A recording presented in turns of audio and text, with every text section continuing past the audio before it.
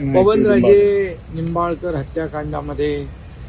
20 वर्षापासून हा खटला सीबीआय कोर्टात सुरू होता आणि या हत्याकांडामध्ये पवनराजे निंबाळकर आणि त्यांच्यासोबत एक सहकारी अशा 2 लोकांची हत्या झाली होती आणि खूपच हा गंभीर ही घटना होती, गंभीर हत्याकांड होतं आणि 20 वर्षापासून ही केस सुरू होती आणि त्यांच्या परिवारांना देखील आणि आम्हाला देखील सर्वांना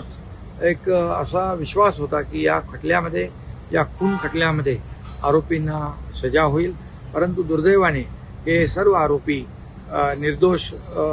सोडण्याचा निर्णय कोर्टाने घेतला आहे। मी स्वतः आणि मुख्यमंत्री देवेंद्रजी फडणवीसजी यांनी केंद्रीय गृहमंत्री अमित भाई शाह यांच्या कानावर ही घटना घातलेली आहे आणि त्यांनी तात्काळ सीबीआयला ही केस पुन्हा सीबीआय हायकोर्टामध्ये अपिलात जाईल अशा प्रकारचा विश्वास दिलेला आहे आणि त्यांनी तशा प्रकारचे सीबीआयला निर्देश देखील दिलेले आहेत। त्यामुळे हायकोर्टामध्ये ही केस चालेल आणि खऱ्या अर्थाने या लोकांना न्याय मिळेल। अमित शहाकडे का बोललं का असं? अमित भाईंशी, गृहमंत्री महोदय अमित भाई शाह यांच्याशी आम्ही दोघंही बोललो, मी बोललो, मुख्यमंत्री देवेंद्र फडणवीसजी बोलले आणि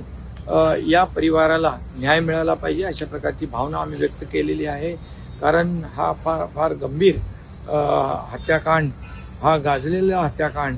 आणि ही केस सीबीआय कोर्टात सुरू होती, परंतु दुर्दैवाने निकाल जो आहे, निकालामध्ये या आरोपींना सजा लागेल अशा प्रकारची खात्री सगळ्यांना होती, पण दुर्दैवाने निकालामध्ये कोर्टाने त्यांना निर्दोष सोडलेले आहे आणि त्याच्या विरोधामध्ये सीबीआय हायकोर्टामध्ये अपील करते आहे।